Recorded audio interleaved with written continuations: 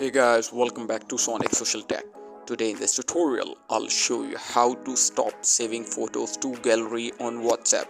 So just follow these simple steps and make sure to watch the video through to the end.